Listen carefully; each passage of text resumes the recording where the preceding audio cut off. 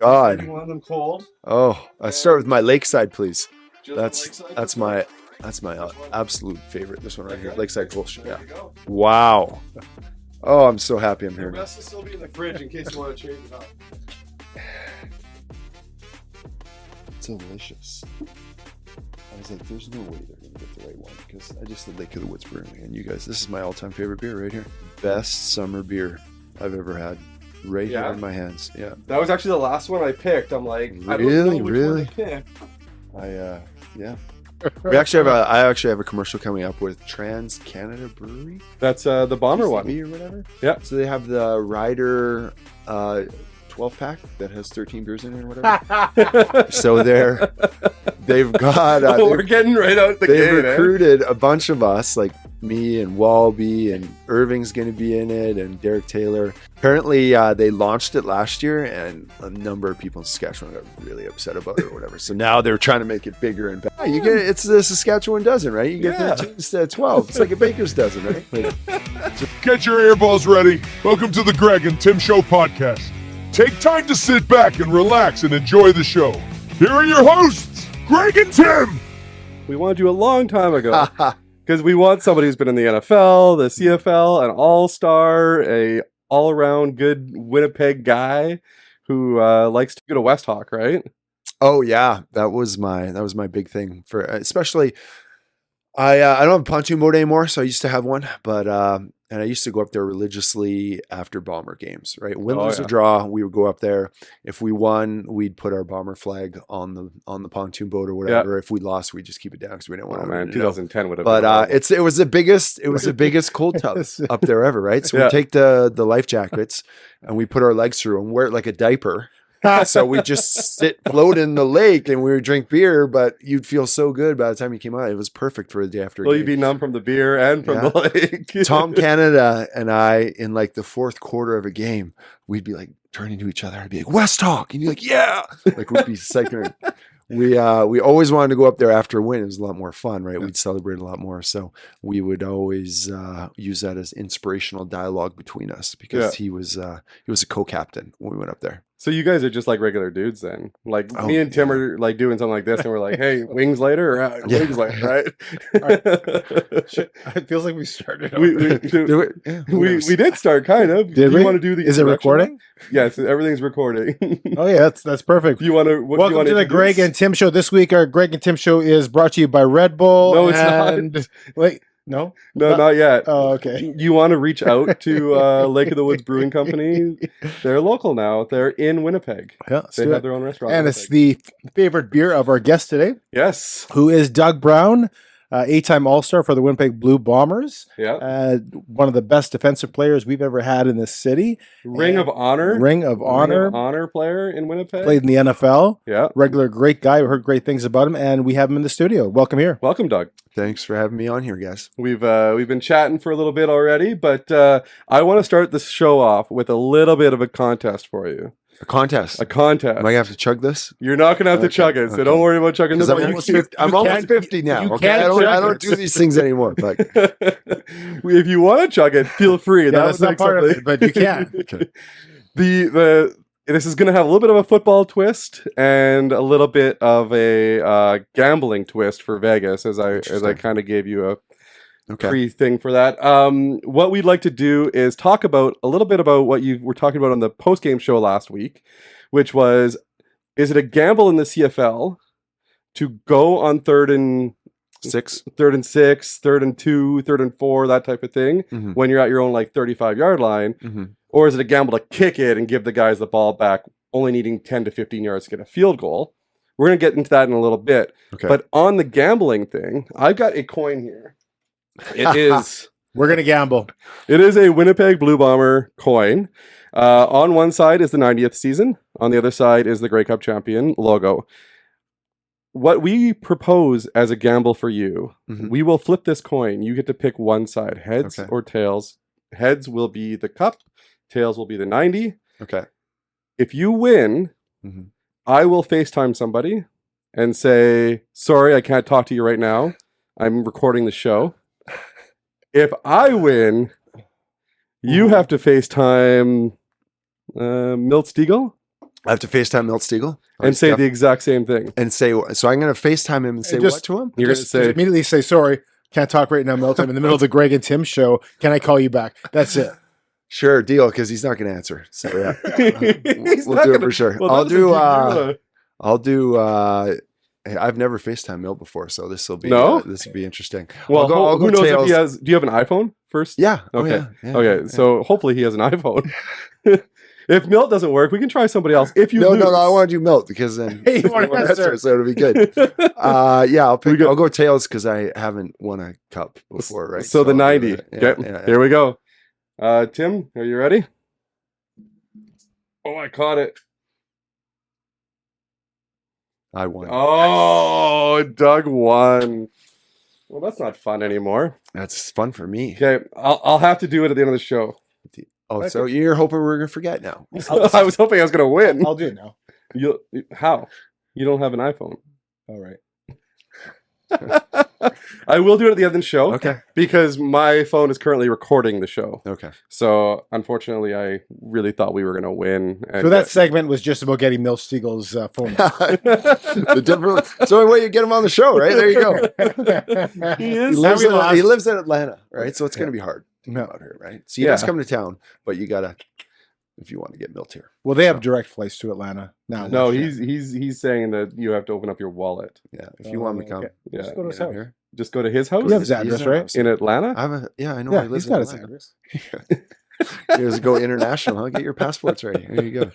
We're not above doing any of that kind of stuff. Going international, going anywhere. Take the show to get on the the show. road. Yeah, Right? exactly. So, You guys Doug, are- yes. you said, and I know this, you're turning 50 Mhm. in September. Yes. So, serious question here. September 29th, right? Ooh, Libras. I know. I didn't know that. It's kind of creepy. So, I do my homework, Tim. very serious question. Where's the guys' trip for your 50th, and where do we book? Wow. So that's funny because I did book one. I'm going fishing, Queen Charlotte Islands. So end of August, I'll be up there with 3 guys. We fly to Vancouver on the Thursday, that last weekend in August. Stay the night in Vancouver. You fly out of the South Terminal the next day. Okay. It's a 3-hour flight north. No Like, I'm way. from BC, right? Yeah. So you figured I would know the West Coast. Yeah. And it's 3 hours north. You're almost at Alaska.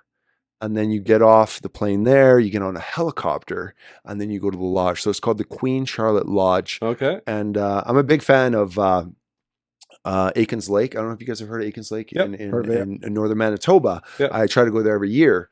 But just because I'm turning 50, I've decided I want to step it up a little bit, right? You only turn 50 once, as it turns out. So this trip is almost bankrupted me, but it should hopefully be nice to catch a 50-pound salmon or something like that. So a plane on to my a plane 50th. to a helicopter to the lodge. Plane to a helicopter to the lodge. Yes. That And then sounds on like a boat. blast. Yeah. And it's only if you fish Friday, Saturday, Sunday, come back Monday kind of thing. It's not very long. Yeah. And they charge a lot of money. But yeah, it'll be something. I grew up, as you guys know, I grew up on the West Coast. So Yeah. my dad had subscriptions to like BC Sports Fisherman and West Coast Fishing and all these kind of things. So I used to read all these magazines about how you can catch a halibut that's so big. They use a sawed-off shotgun to kill it before they bring it on the boat because it'll break your legs. Yeah, right. Break your legs and all the boat equipment and everything. It'll cost thousands of dollars worth of damage and or, a trip to the emergency room. So I grew up reading these things, and my dad's he's been to Campbell River. He didn't take me with him, but so I was like, I have done some salmon fishing, obviously on the West Coast, but nothing to this extent. So that's why I figured it'd be a memorable trip. So salmon are they as big as like a tuna? Well, salmon, it would be, so, I mean, there's different varieties, right? Yeah. There's salmon, it's supposed to be the best salmon and halibut fishing in the world. Okay. So halibut can get up to 300-400 pounds. It's like Wow. it's like reeling in a wet mattress is what they say. I've never Okay. caught one before. And then if you, like a king salmon, if you get something that is like a tai salmon, which is anything over 30 pounds, then you're pretty happy Yeah. about that. So So this is a guided trip. Oh yeah, Okay. yeah. I'm not doing this, but those waters out there, Queen Charlotte Islands, you have to know what you're doing. Yeah. And then when you vastly overpay for your trip like this, they'll even what are they, shrink wrap, or they vacuum pack your catch or whatever, and then so they'll put it on ice or whatever, and you can bring it back with you. And you can bring it back. Like there's no like legalities to bring it back into the province. You're still in Canada, right? Yeah. So I think it's okay. We talked fishing last episode. Was it last episode? And Greg said he likes Avery caught a huge fish. And Greg said he really, really likes to fish other than the fishing part, right? No, I love fishing. I don't like taking it off the hook. And I don't That's what guys are for. Yeah, exactly. Well, guys are. Wait a minute, that's not nice. My partner, she comes to Aiken's Lakes with me every year. I don't think she's ever baited her hook or ever took a fish off. I will bait my hook. I will bait my hook. Do not give me that. No, he likes to sit there with the beers. I grew up fishing all the time because I lived up in Thompson for a long time, and my grandparents had a cabin up. So you got street cred, huh? Exactly, yeah. And just not fishing street cred, but my grandparents had a cabin in Paint Lake, and we'd go fishing like every day. And I always grew up with my uncle or my grandpa, just like I would bait the hook. They'd show me how to do that, and then they would take it off. And the reason being is because we caught a lot of jackfish. Right, and as a kid, like you're like 7, 8, 9 years old, those fish bite. Like those jackfish bite. I don't know if you know that. Like your hands and stuff. Oh yeah, I never had. They have teeth before, but yeah, most fish have teeth, but no, like real teeth. You get any master? You get any master anglers? We're just gonna cut the whole show out to start. Let's restart here. No. And he said you had street cred in Thompson, but there's two types of people in Thompson. One is street cred and one that hung out of the bowling alley. And Greg was the one that hung out of the bowling alley. Safest place possible. My grandparents own the bowling alley. Have you caught any master angler fish? I caught a pickerel that was big. I don't know if it's master angler. I didn't measure it. You got a perch. One time you got a little perch. I do have a little perch. I have it mounted out there. Is it okay if I spray some of my beer at some point across the room? You're going to need another one in a second. I have caught a perch and a pickerel and a jack, all that kind of stuff. But I've caught tuna in Mexico. Okay. So I've reeled in real fish. Okay. So I know what it's like. Do you get strapped in the chair? Yeah. Yeah. That's and like you're like literally reeling for like an hour to get these fish in. It's good times. Yeah. I've done that too. It's a lot of work. But I was much younger. Yellowfin, bluefin? What was it? Silver fish. you know your aquatic species very well. Okay, there you go. This isn't a fun show so far. I'm having a great. It's my favorite show so far. Okay. Yeah. Can I pick on Tim for No, let's not do that. First, I lost my gamble. Yeah. I lost my gamble, so we didn't get that. Our producer is going to pick who he calls, right? He's calling at the end of the show. You're not going to forget, and you're going to determine who he's calling, right? Thank you. Anyway, let's transition a little bit. Without saying you play football, without saying you are on radio doing the Bomber games, who is Doug Brown? These days I'm definitely just a girl dad. But that's a huge title. I'm also an old dad, so I turned 50 this year, as we've already discussed. If that makes it to the program or not. Oh, it will. And trust me, I have a 5-year-old little girl, and that's my whole jam right now. I go to work, and usually most days, except for when I'm on this show, and she's going to be sitting there waiting for me to pick her up, but. Most of the time, I go pick her up after school. Daddy? That's 45 minutes ago. We made alternate arrangements. Her mom's going to get her today. But I literally, it's my favorite part of the day is when I get to go pick her up. And right now, we've got a pool at our house. So she's swimming. She goes to hockey lessons. She's in gymnastics. She's doing skating. And that's if I'm not working, that is what, and any fitness regimen I have, it is just to try and be able to keep up with her. Yeah. So it's, she's 5 years old. So that means there's only 8 years left before she starts to hate me, and she's a teenager. So I'm trying to very much enjoy and it's fascinating, right? Like if I go away on a road trip, I'll be going to Calgary this week for the Bomber game, and I'll leave Friday. I'll get back Sunday. and you feel like you missed something. Yeah. Like they change so much and they grow up so fast or whatever. Yeah. So it's crazy. Like if you spend any amount of time away from her, you're like, you're different now. You're bigger and you're throwing new words at me and all these kind of things. So and conversation, she's a girl, so there's a lot of sass probably. Oh yeah. Well, she's so much attitude that she gets from her mom. And it's just like the conversations I could just sit there and talk. Like that's my favorite thing. And when I pick her up from school, from kindergarten, by the way, she just had graduation. It's such a big deal, by the way. Like I know, I never had it. We never had graduation from kindergarten. Like they had a production, they had a video. It's like you have to dress up. I'm like, what are we going to here? And they even call themselves. She's like, I'm not a kinder anymore. And I was like, I've never heard that word in my entire life. But now you go into grade 1, it's a big change apparently. Was she valedictorian? Yeah, I don't know. It might have been, but I don't know where I was going with that. But anyways, things are changing. Things are changing. There you go. It's just, it's so much fun just to hang out with her. And it's just weird how that's what my life has become now, right? Did you ever like have expectations of being a parent? Like what surprised you about the things about being a dad? What is kind of, you didn't realize that you would, because you say it's the joy of your life, but what is that you maybe expected and what's come of it? And what did you expect? Like I said, it's amazing how much you just become invested and you buy into, and you know, everything, who said something. One of the first things I say to her every time I pick her up is like, was anyone mean to you? Because I would find out who their dad is, and then I will go have a little conversation. And you're bigger than every one of their dads, right? I'm like, you make sure you tell the other kids that everyone says that your dad, their dad can beat up someone else's dad, but your dad really can't. Yeah, I remember make sure you tell the other kids that now. Can you imagine your kids being bullied by Doug's kid, and you're like, find out who her dad is, and then you go and approach him? No, just feed him beers and he's gonna be happy, and we're gonna hash it out. Send me a sternly worded letter. Yeah. No, it's an email. We don't do letters anymore. That's true. Yeah, no, it's just you're right. I never thought, I was like, oh, I can't wait till I'm a parent, right? Because I played football. I played football till I was 37, right? Professional football. So I started when I was 22 and I finished when I was 37. So there is a stanza of your life where you don't grow up at all. Yeah. Right. Every year there are 21-year-olds on your team, right? So you just keep doing what they're doing, and you don't mature, you don't grow up.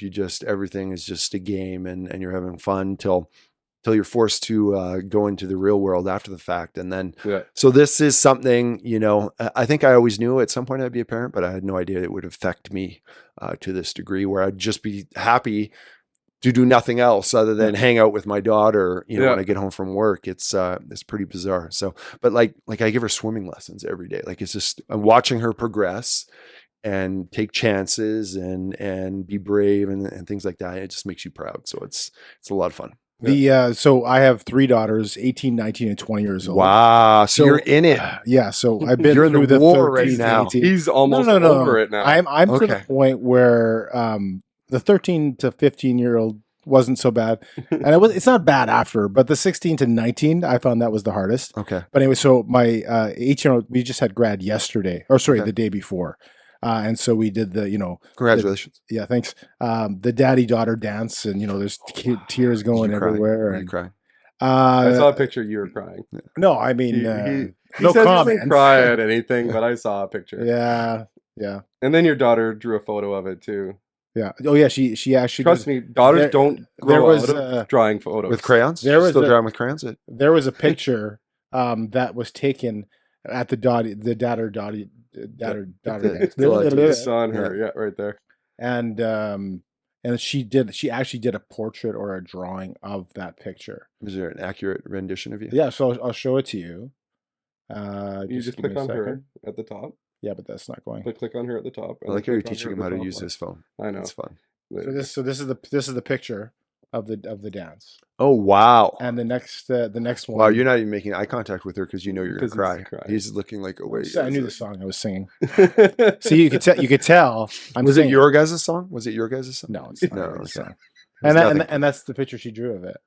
Well, that's actually pretty. Wow, Yeah. much better than my 5-year-old. I have to say, that's as they get older, they get better. that is that's a highly skilled artist you have there. So anyway, That's fantastic. Good for you. Congratulations. You have to toot Avery's horn a little bit. It's her graduation. So. Yeah. And it's funny, you just mentioned you give your daughter swimming lessons, but one of the things that people don't know about you is that before you became a football player, you were a competitive swimmer. Yes. And a competitive rugby player. Yes. I don't know if did you know that? Not until you told me. Yeah. So you yesterday. literally can give her swimming lessons. Yeah, in terms of something that people don't know, a lot of people can beat me in running races, but not in the pool. I'm like a giant orca, like a killer whale. I just porpoise through the. A lot of people try to like cut through the water when they swim. I just try to move the water out of the way. Like Moses? He splits the seas. I just displace so much water that I'm actually walking on the bottom. And well, when he pushes off with his legs, oh my God, halfway to the end. I just remembered something. I actually have on my phone. I want to give it to you guys so you can put it in the show because John Oosterhouse will hate this. It's probably like 10 years ago. I used to go with a bunch of guys. We would swim Cindy Clausen every Sunday morning at like 7 a.m. We'd go swim 60 laps. And I have so John Oosterhouse played. He's one of my favorite bombers of all time. We played similar era, and we were road roommates and everything like that. Anyways, I raced him for money. Yeah, and I have that video. Since Did he know that you were a competitive swimmer? I warned him. Okay. So here's the fight. Everyone bet on him though. That was the thing, right? Because he would always, I didn't know when you swim 60 laps, you're just like, oh, this is agonizing, right? Yeah. So he would always finish first. Yeah. And I was like, John, this doesn't mean you're a faster swimmer than me. He's like, well, obviously I am. So. Oh, you're pacing yourself and he's. Well, not even that. I'm a sprinter, right? I'm not a So you just did runner. one lap? No, we did 50 freestyle. Right. Oh, wow. So yeah, we'll give you guys a clip. Let's show the clip right now, Tim. Okay, go ahead. Go.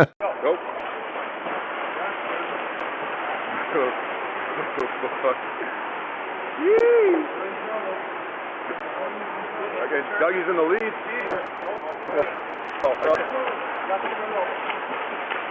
Attaboy. What did you win? What was it? I won money. How much? So there's what was if you're allowed to say how much you stole from him? Yeah, no, there's probably, it's a there's 7 or 8 of us that swam. Yeah. Okay.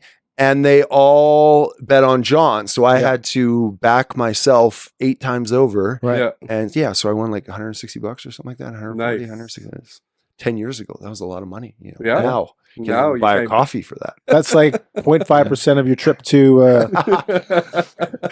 about that. My back is off. That's the airport tax of flying into Vancouver. It's not even For Vancouver, you're paying a lot more than that.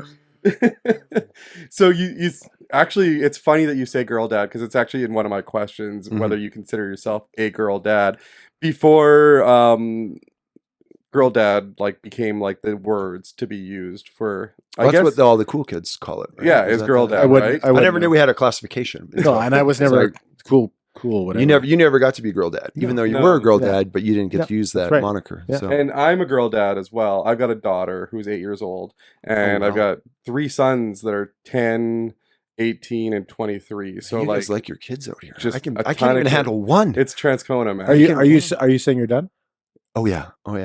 You're done at 1? Medically done at 1. Yes. Should we cut to the clip?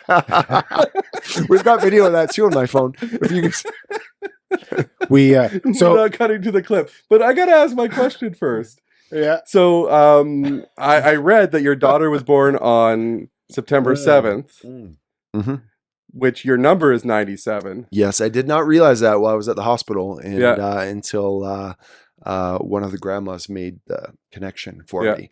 And it was getting late.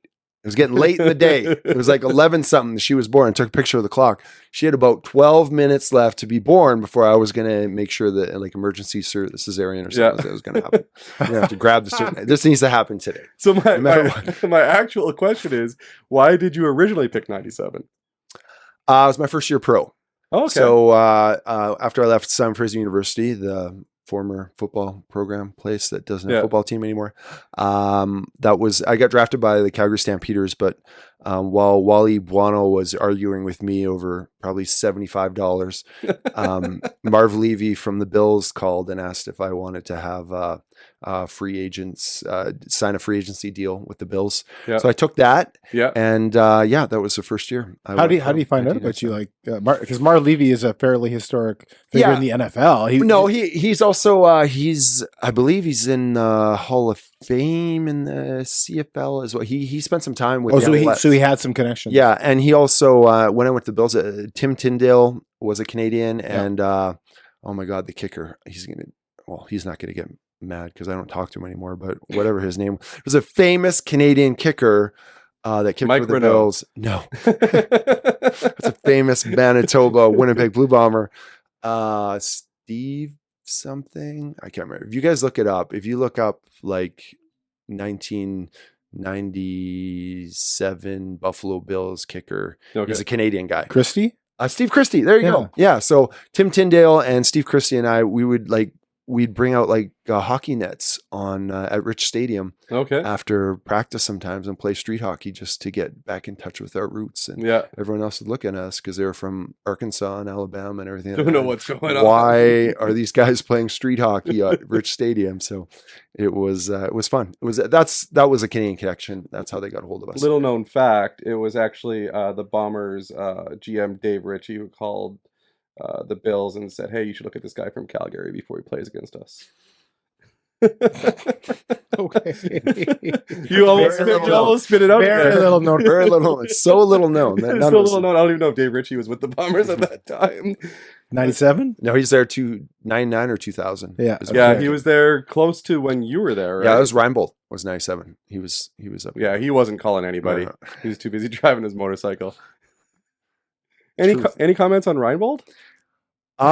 Any comments on? I've never met him. Yeah. Obviously, like he's been on every team in the CFL imaginable, and it's weird because he's got a Twitter account. It's all capitals, right? Everything he says is all capitals all the time. Oh, really? So I just kind of stay away from that. That's like a red flag for me. Yeah, people that text or type. Maybe he just can't figure out how to take the capitals off. He's just very emphatic. It's always capital.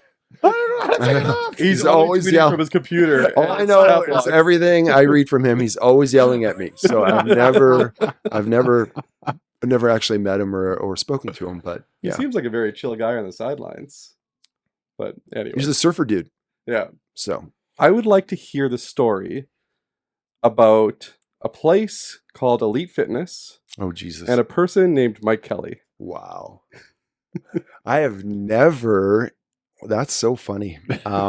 He also needs his beer chopped up. If we can do that before he answers the question. Would you like your other beer? Well, I'm going to need another one for sure. But what do you want to know about that? I don't know the story, but I've been told it's a really good one. We were told to ask that's one of two questions, and that's number one. That's funny because I've never discussed that before. Yeah, you could say this was so Mike and I didn't always see eye to eye. We could do a whole show on why we didn't get along or whatever, but yes, at the end of his tenure, that's where I worked out. And I was not very happy with him. Our interaction, our relationship wasn't great. And then he showed up at the gym. Oh, fantastic. Yeah, I'll need both these. No, he came into my gym shortly after the termination and we had a lot of words for each other. So it was in the gym. It was very mutual. Yes. In the gym in front of a lot of people. Yeah. It got, I don't think I've ever been that angry or animated or heated in my life, but yeah. And he was at the same register, I would say. So it was interesting. Yeah. Two like red-blooded football loving guys that meet up in a gym that don't see eye to eye. It's bound to happen. I'm sure it happens in locker rooms that I don't even hear the stories about. Oh yeah. I mean, if you there are so many fights like in the 11 years, well, not even in just the CFL. So if I played 15 years of pro ball, there's probably 2 or 3 a year, like full on fist fights that happen. in a locker room. A lot of time it's after a game. It's right before the media is allowed Shows in up. the locker room. Like a guy bleeding. Oh, it's from the game. No, actually, I just got punched in the face. But yeah, no, there's. But things. I mean, that's the nature of the game, right? It's so can be very emotional. Can be very people get hot tempered, and it's yeah. There's a lot of stuff that goes on in the locker room that people aren't aware of. So. Yeah, it's hard to really understand what a locker room mentality is. We were actually talking about Paul Maurice being the coach of the Jets and whether or not he was the right person for the Jets at the time and how everybody like got on him and everything like that.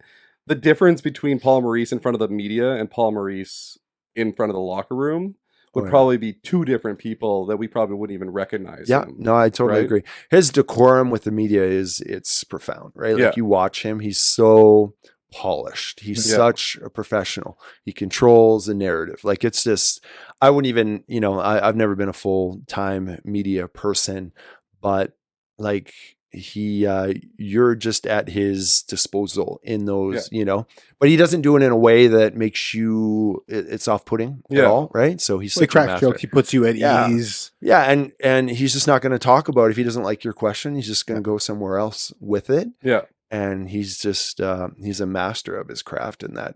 I love watching him talk. Yeah. Like I'm not an athlete anymore. And I'm just like, wow, I'd love to play for a coach like that. Right. Just because his command, right. And his directness and just how authoritative he is and how he commands a room is just, it's tremendous. How many coaches did you have in your playing time? So I had Marv Levy, Norv Turner, Marty Schottenheimer, and then I had Dave Ritchie, I had Jim Daly, Doug Barry, Mike Kelly, and then Paul Eppley's. So you've had quite a few coaches in your time. Any of those stick out to you as kind of a personality you connected with best? Yeah, I mean, I really like Norv Turner. I wasn't with Marv long enough, and it was like Marv's last year in the NFL as a coach, and he was like in his late 70s and such. So I really revered Norv Turner. I mean, it was early in my career as well, the opportunities I got, but Dave Ritchie is certainly one that I connected the most with. You talk about it's cliche, the kind of coach that you'll run through a wall for, right? Yeah, they're like father figures to players, and you just want to do good by them. Yeah. And you want to make them proud of you, and you just want to, Dave Ritchie is a guy that wore his emotions on a sleeve, right? So you definitely knew when you did well or when you did poorly. He would let you know. He didn't pull any strings about it. And he was a guy I think there was a span of 3 or 4 years in the CFL. We won more games than any other club playing for him. Unfortunately, we didn't win the Grey Cup, but we had a very successful run. And in large part, it was because of how his players responded to him and revered him as a coach. Easy to get motivated by a guy like that. That was 2004 was his Grey Cup with you, right? 2001. 2001? Yeah.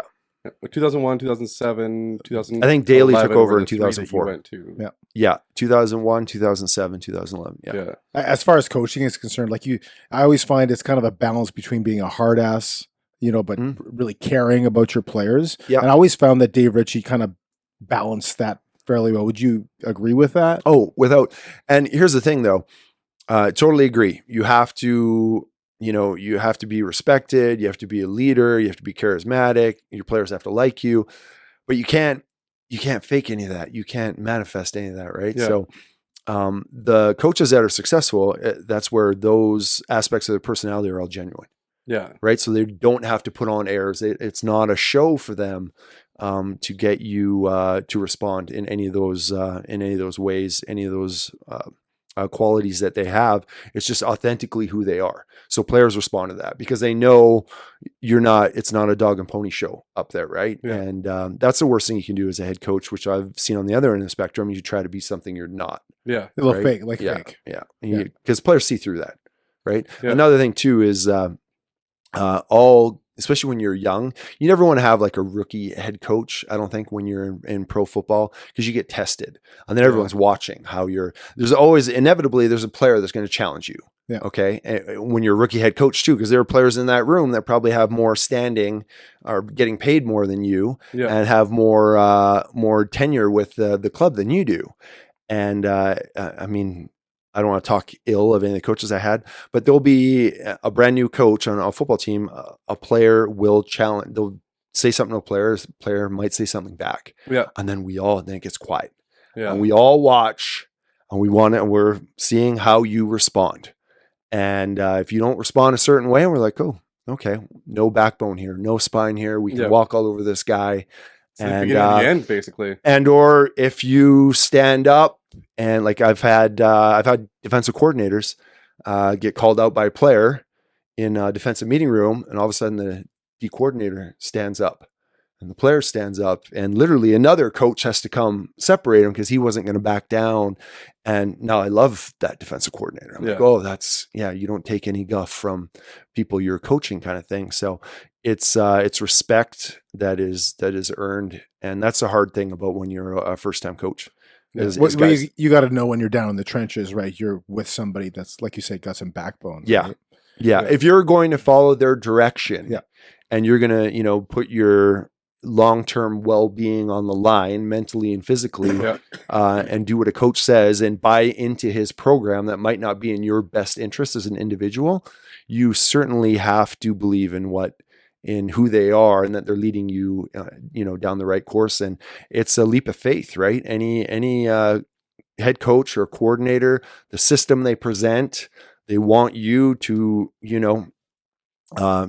any of your aspirations out the window. It's team first. They want you to buy into the program. Yep. So you really have to believe in who's leading the ship. Yeah, for sure. Have you ever seen the TV show Ted Lasso? Yes. Yeah. Have you ever had a coach like Ted Lasso? Like a coach that really seems like to be a player's coach?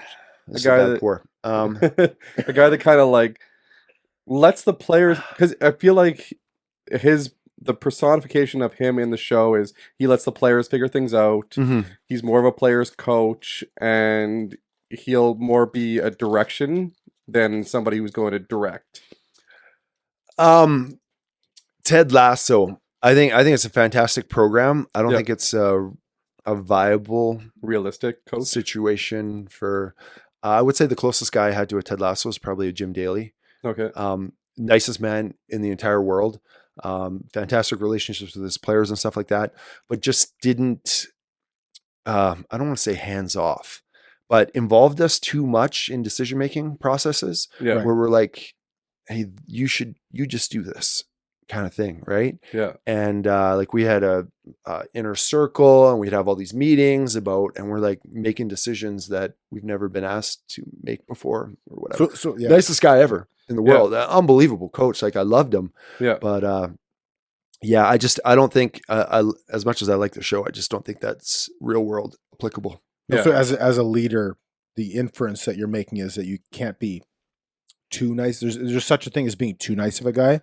Yeah. Well, you have to have that ability to, that's my favorite thing about playing for Dave Ritchie was we were treated as well as we played. Yeah. So, when we won games, practice in that week was fantastic, right? Yeah. And this is funny. This is such a deviation from how players are coached today. They just try to keep the environment exactly the same. Win, lose, draw. You win by 50, you lose by 50. Yeah. Everything's the same. A clean room, basically. Yeah, no. And Dave Ritchie was, he'll cancel your bye week. Yeah. If you lose going into the bye, you have a play. He didn't care. Right? They won't allow it anymore. Now, well, yeah, exactly. Now it's because of people like Dave Ritchie. Yeah. It's now legislated that you cannot touch these players for a certain amount of time because he would damn cancel. Or he's like, we lose this game. You guys think about where you're going next week. Yeah. Well, now you're not going anywhere. We're like, what the heck's going on here, right? Yeah. But that's the reality of pro sports. You should let. He's winning or losing, which is the ultimate end goal in professional sports. That, with Dave Ritchie, that determined the environment you played in. So if you're winning, you're in a winning environment. Yeah. You're having a great time. You crack jokes at practice. No, everyone, you don't have to be so serious. Take everything so seriously. But when you're losing, you're miserable. Yeah. And so you would do everything. I mean, we'd be anxious on the plane ride on the way back to Winnipeg after losses. We're like, oh man, Richie's going to kill us. Yeah. After he sees this film, he's going to get we're going to be running. We're going to get punished. We're going to be in full pads 5 times before the game, Yeah. And so as a player, that was your Pavlovian dog conditioning. Is that, when you win, you get your bell. Yeah. And when you don't, you get hell, right? That was the difference between the two. So in junior high, when your daughter doesn't get an A, you know what to do now, right? So you've grown up with coaches that have had both sides, like you said, Jim Daly versus Dave Ritchie. Yeah. Even like near the end of your career, when you had a guy like Paul Lapalisse, when stuff's legislated, like you only get to practice 2 days a week, walkthrough is on day 3, and you only wear pads for 2 days a week, that type of thing. You're now a dad. Mm-hmm. What coaching style do you bring to your daughter? Well, I mean, this is extreme situations we're talking about too, right? This is your livelihood. So this is your job. You're getting paid to play a game, right? So I will certainly never be one of those hockey parents. I mean, I would love for my daughter to play hockey, play Olympics maybe one day or in the pro leagues, but until she would get to that level, it's just not necessary, right? And when it becomes your livelihood, when it becomes a profession, that's when things, you got to take the sensitivities out of it. Yeah. But I don't think, she's 5 years old right now. She makes me cry more than I make her cry. But yeah, to try and like translate anything I experience as a professional to. Is that the first time you've said that on the show? That she makes you cry more than you make her cry? We're getting all of them out of it today. It's very true. Yeah. When I get to that third beer, I'm going full confessional here. That's when I asked the other question that I got insider information on. Okay, so your daughter's 5. Yeah. I have another question to get to, but before that, you go ahead. What's your favorite animated movie of the last 3 years? Oh, Moana. Yeah. No question. Yeah? No? Oh, yeah. The music, Maui. So many battle scenes. I got to know all the songs. Like I could sing them word for word. Can you? Which one would you like to do now? If we can cue that up there. The one with the crab. No, we don't have that. We don't have it queued up. I don't think so. Could one with the crab? I don't even know. I don't think I've seen Moana. You haven't seen Moana? Wow. You have an 8-year-old daughter. Why haven't you seen Moana? More advanced. I'm pretty sure I've seen it, but not like to the point where I've seen it multiple times. Okay. My kids are really into Minions right now. Okay. Has she watched Minions yet? Yeah. Oh, yeah. Yeah. She's seen that. So there's a new one coming out, so it feels like it's being fed, like, because it's on all the streaming things right now. We like to take her to movies. Like, that's one of the few times you can get her to sit still for, over an hour. It's pretty. So after you make your phone call, we're going to have Doug do some karaoke, right? I don't know if I have a karaoke machine. Oh, we'll figure it out. You're so serious about this karaoke. Maybe next trip. Yeah, next one. Next appearance. So let's go back to your time in the NFL. You're drafted by Calgary, if I'm not mistaken. Yeah. You go to the Buffalo Bills. Mm-hmm. I don't think you play any games there. And I was a whole year on the practice squad in Buffalo. And you go to the Washington Redskins. Yes. Now the Commanders, I believe. Yeah. And you played in 20 games and you started 8 of them, if I'm not mistaken. Yeah. So tell us about your experience in the NFL, how it was different before coming to the CFL, how those two leagues are different, and which one did you like better?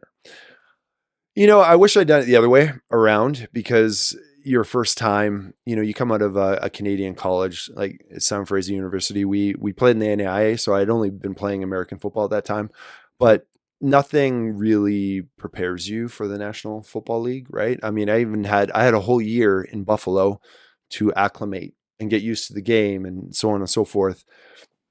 And if you finish the year on the practice squad, you're a free agent, right? And so Buffalo wanted to re-sign me, but I actually got a reasonable signing bonus from Washington. So I went to Washington, and I remember the night before my first start, we were actually 0-7 to start the 1998 season. And my first start was going to be the 8th game, and it was against the New York Giants. So you take a kid from, Port Moody, British Columbia, and you 2 years removed from that, now you're starting against the New York Football Giants. Yeah. And it was overwhelming, because I didn't really, No, it was in Washington. Okay. Yeah, and actually we won that game, so that was great, nice. right? So that was our first win of the season. Yeah. So and we actually turned around. We ended up being 6-10 that year, which isn't great, but when you start 0-7, it was good, but it was just overwhelming, right? When it's just a completely different environment. It'd be one thing, in hockey and the NHL. You can go anywhere in Manitoba and find someone from a school that made I just didn't have anyone to help me with that journey. And when you're in your early 20s as a male, it's a difficult thing. My dad wasn't a football player at all. And so I wasn't surrounded by people that were doing or had done what I was hoping to do. Yeah. So like my goals going into NFL camp in 97, my only goal was not to be the first person cut. Yeah. Because everyone told me I was going to wash out and I was going to end up. You're a Canadian playing an American game. And so everybody told you that? Oh my God. Like I even got a call. So the NFL really does their homework before they sign you. Yeah. Okay. And I remember I got a call from my high school football coach. So I only played 1 year of football in high school, and that was as a senior. Oh, really? So grade 12. And I got a call from him because the NFL had called him and asked him about me. That's how far back they do their research before they sign. And I'm an undrafted player in the NFL, and they called my high school coach. Okay. So he had me come back to school and meet with him or whatever. I think we went for lunch or something like that. And he told me not to get my hopes up. And it was great that I had been able to sign a deal and I was going to camp. Yeah. But he's like, this isn't in your reality. Yeah. And so there was nobody that believed in my opportunity, nobody in my environment, nobody in my world, nobody in my circle that I had an opportunity. So I went there. I was like, okay, I'm just not going to be the first person cut in camp. Yeah. And then I wasn't. And then I started to get some confidence. And, I spent a lot of time outside of two-a-days. I was lucky my defensive line coach asked me if I wanted to come out an hour before every practice, because he's like, I have to teach you how to play football now, kind of thing, coming from SFU. And I was like, yeah, and I'd be practicing stuff in my dorm room as the most stressful situation of my life, but then you get to stay around. Right. Yeah. Then I was like, oh yeah, we want to keep you around because we see potential. And then all of a sudden you're starting. Right. So all these things were above and beyond any goals I had set for myself. Yeah. So, if you, in hindsight, if you could go back, you would like to seek out, people that could coach you or help you with the things that you would be forced to deal with. When you got to the CFL, did you think, I'm just going to spend a year or two here and I'll get my shot again in the NFL? I certainly felt like I would be going back because my last year in the NFL, I broke my foot. So I missed the entire 2000 season. Okay. And then in 2001, I actually went to a mini camp again with the then Redskin organization where Marty Schottenheimer had just taken over. So they brought me back for mini camps, and they hadn't signed me to a deal when Winnipeg traded for me and offered me a deal and whatever I signed. And I remember in week 3 of 2001, I actually got a call from Washington to come to their camp, but it was already week 3, week 4. And you're under contract. Knowing what I know now, I mean, theoretically, if you go to Lau Bauer or he was. It would have been Lau Bauer, yeah. Or Brendan Tamman, I gave him my signing bonus back. Maybe they would have let me out, but it was just something I was like, no, well. You might have also, you might have gotten out, but you might have also been signing your death to the CFL too. Yeah. Right? By I mean, I don't know. I didn't, I was like, oh. Depends on how they I played this wrong, right? Yeah. I ended up firing that agent. But anyways, I remember after 2001, I had some more workouts. I worked out in Kansas City and stuff like that. But it just never happened again, right? I mean, the NFL is so, you have a limited opportunity. It's very fickle. And you have to make the most of it when you have that. So it was, but I don't have any regrets. I mean, you wish you had certain knowledges and certain experiences if you could play it over again, but you don't. I mean, I had a fantastic experience in the CFL. The players I played with, the coaches. When you played in the best city. Oh, best football city. Yeah, without question. So I'm from Vancouver, clarified best football city, by the way. I live here now too, right? So it's football city. He's from BC, and he's our second football player on our show. That's actually from BC. Well, he's the second football player from our show, from the West Coast. And then you could Adam both Hinkle from- was from Washington Yeah, State. the other ones have been But- from other provinces. But you speak about, like, you get your shot down there and everything like that. One of our friends looks at a guy like Chris Strebler, who went down there and literally practice rostered his entire time. Yeah. Except for like random games and everything like that. What makes a player want to practice roster like he did? And is it the pension? Is it the? I mean, that helps. They say, I mean, when I was down there, every year you spend, the National Football League changes your life. Yeah.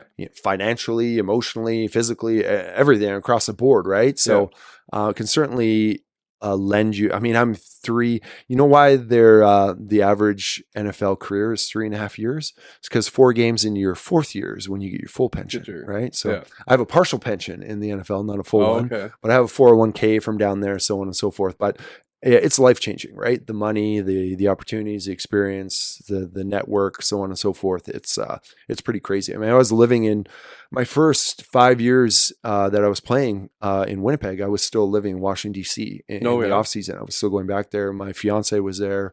She worked for the Washington Redskin organization. Okay. And so it's quite a hard, I mean, there's so many opportunities tied in with it, right? So it's you play a lot of what ifs in your head. Yeah.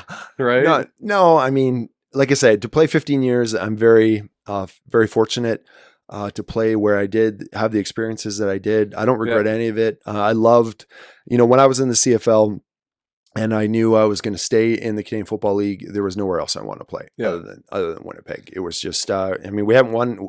I was part of that drought, right? Yeah. I had 3 opportunities to crack it.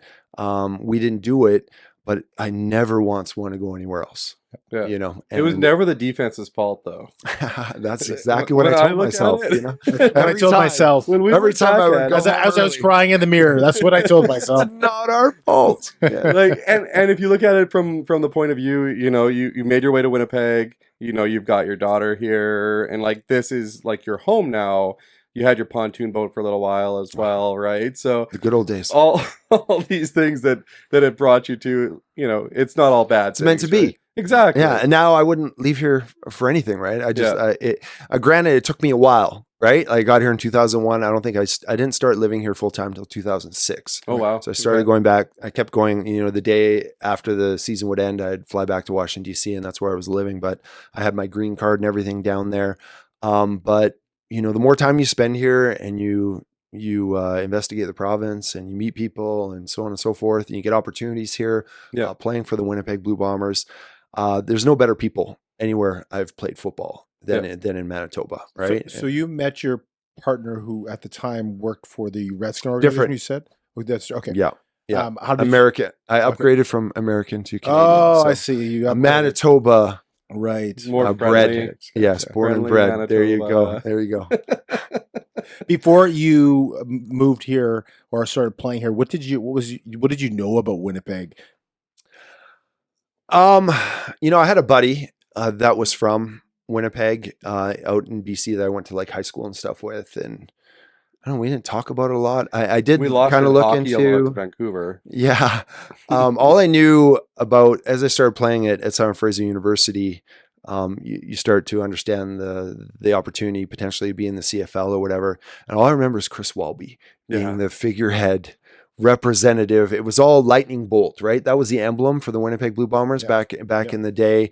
And I was like, who is this giant Viking dude? Chris he looked and appeared to be just a massive guy, larger than life, iconic figure. And who knew I would end up, getting to meet him and so on and so forth and playing after him. He was certainly my first introduction. Yeah, I think. Have you guys ever crossed paths on the radio? Like, have you ever been on the same station together? Oh, I'm sure we have. Yeah. I mean, I've seen. But no shows. You've never done shows together on the radio or anything? I mean, when he was on CBC, I was still playing, right? Yeah. So I did interviews with him and such. Radio for a while there. He's done everything, right? He's a fantastic media pro. Not as good as a player. I mean, he was really good. Yeah, I think in the media, but he was one of the best of all time, right? Yeah. For a player. So yeah, I've had interactions with him throughout my entire career and after the fact. Yeah, that's awesome. You want me to go next? I had a question, feel and like then you I always have completely blanked. You were asking about the CFL growing up in BC and how Oh much yeah, you so knew that, I about got the that. CFL. That was, thank you very much. There you go. So when you were growing up, your high school days, did you follow the CFL? Who was your team? Or when did you start following the CFL? You know, I went to so the BC Lions were playing at Empire Stadium back in the day, and like I remember my dad. I think we went to 1 or 2 BC Lion games. Okay. And Swervin Mervin Fernandez. Yeah. Roy That is DeWalter all Fernandez. I remember Okay. from my formative days. I'm going to CFL games or whatever, but I mean BC's it's pretty strong hockey culture out there. So Yeah. posters in my room, Jordan, Mark Messier, right? That was the extent of it. And it wasn't really on my radar till I got to SFU. And the reason I even played, as I told you guys, I didn't start playing football till I was a senior in high school. So I accepted a scholarship at SFU just as a way to pay for my education, right? So it's only when, my junior year, I started recognizing I may have an opportunity. And that's when, I always liked football, but you like whatever you're good at. And I didn't play football, right? I played hockey and swimming and rugby. Yeah. It's crazy. That's something that you wasn't even on your radar. Yeah. Well, it's your calling, right? Yeah, it's what so many people end up doing what you're supposed to do. Yeah. Right. Yeah. It's just what you, and that's the fun thing about football is that when you retire, then you're done what you were best at and what you were meant to do. Yeah. You have the rest of your life to do something else that you're nowhere near as good at, right?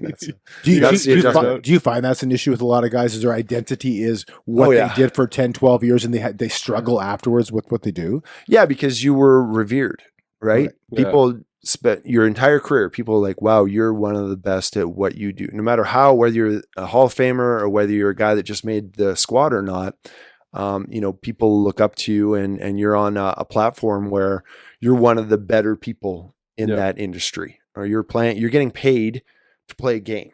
Would you consider it like a drug? In front of that many people? Yeah. The first time, not saying that you've done drugs. I'm just saying like, well, you did say like a drug. You didn't say it is a drug. I live vicariously through Tom Canada. So I feel like, you say Tom Canada first? Yeah. Tom, yeah. The first time you do something positive on a football field and you hear that, that's my experience was down south, and you have a hard time even concentrating. You talk about the energy of the crowd, the adrenaline. That's actually something very palpable that you can feel as a player. And the first time that happens to you, you're so giddy, you can lose a lot of focus, and you have to bring yourself down. And then you get into your career though, and then you don't hear anything, whether you're at the Grey Cup or it's a preseason game. Crowd noise is crowd noise, right? Granted, you make a big play, and if the spotlight's on you, you understand that your involvement in that play. But it's something you certainly get used to. But the first time, it's a super intoxicating. And being a defender, you hear more crowd noise than most, right? Because you want the noise when you're playing. Yeah. You're used to, and that's, that fuels you. It's part of the excitement, right? Is when you can't hear yourself think. But defensive football, when it's at its best, it's all instinctual anyways, right? You're not supposed to you play bad defense when you're thinking about what you got to do next, or you're trying to figure out what move I got to throw here, or what are they going to do? It's just, you get knocked a little bit in a game or you're sick sometimes. Sometimes that's when you have your best games because you're not overthinking things, right? Yeah. And you're just reacting, and it purely becomes instinctual. Okay. And I think that's when you play your best games. So you were saying that you went to Empire Field with your dad when you were younger. Empire Stadium, Empire Stadium. Did it kind of come full circle in 2010 when you got to play at the makeshift? It was Empire back in the Stadium? same. Yeah, exactly. Yeah. It's funny. I didn't play in that game. I had broken toes or something like that. Oh, okay. And so I missed one game or something like that. But I remember walking around going, what was full circle for me was how I started as a senior in high school, and the provincial high school football championships are played at BC Place. Okay. And then my very last game as a pro in 2011. So this is in 1992. I played in BC Place. Then my last game ever as a professional is 2011 at BC Place against the BC Lions for Winnipeg. Now I won in 1992, and I was hoping it would cross over. 2000. Which one are you talking about? 2011. That was when. Which one are you talking about? That's Big Hill and Harris both won a Grey Cup. Yeah, for a different team. They're both rookies, just young punks over there, huh? They were just running through people and and we had Swaggerville. Like that was our Swaggerville year. Doug was part of Swaggerville. I was the elder. He was an elder statesman of Swaggerville. Yeah. I don't think he was one of the ones selling T-shirts in the parking lot, but there was a lot of guys that were having fun with Swaggerville back in the day. Do you remember that? I do. Actually, I want to go back to. Did you buy a T-shirt? Oh no, I From don't. Odell Willis? I don't buy merch. Or Suber. Or Suber, yeah. I'm very frugal. I don't buy They merchandise. were probably cheaper though. They were maybe. full price. I want to go back to 2001. Mm-hmm. That's for me. That's the Grey Cup that everyone expected and didn't get. Yeah. I expect the same thing in 2007 if Kevin Glenn didn't break his arm in the Eastern final the week before. Yeah. But yeah. 2001, Marcus Crandall. I think they had an 8-10. 8-10, yeah. And they only made the playoffs because That's right. we pulled our starters because we were done because we were 14-4 that year, right? So what happened in that game? We've heard rumors. Yeah, I mean, we had some. What did we have? We missed some field goals. We had a blocked punt that went back for a touchdown. We launched Mark Borichter. We launched his Kansas City Chief career. He actually went to the NFL. After that, he got some home runs on us that game. And I always, anytime our running game was lacking that everything game. Was lacking that or actually defensively we wouldn't play that bad. Defensively we were okay. We lost by less than 6 points, I believe it was. But yeah, I remember that. We were as surprised as anybody else, right? So we're in one of those vibes or one of those routines where we were winning so automatically. Yeah. And even though we were in tight games, we always just figured out a way. Yeah. Right. And so that becomes part of your identity for that team. Yeah. Oh, we'll figure this out. But too many things went awry that game and we weren't able to overcome it. So I do remember where I watched that game. Do you remember where you watched that game? I watched it at an apartment on Edmonton in Winnipeg, like the street Edmonton. Yeah. And I actually broke the handle of the door.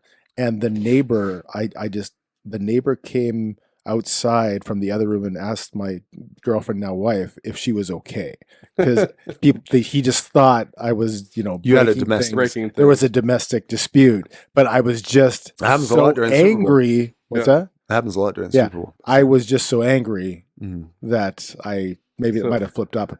Funny thing about that is that so many of us on that team, that was our first year in the CFL. Yeah. So Charlie Roberts, myself, Danny Fortney, there was a bunch of us. We're like, we'll just do this again next year. Why is everyone so upset? Yeah. And then we learned about the drought, and then we learned. And guess what? I didn't get my second opportunity until 2007, right? So it's your first year in the league. That happens. Maybe you don't have the right framing or the right sense of the historic significance of it all. But that's something you never forget. That missed opportunity.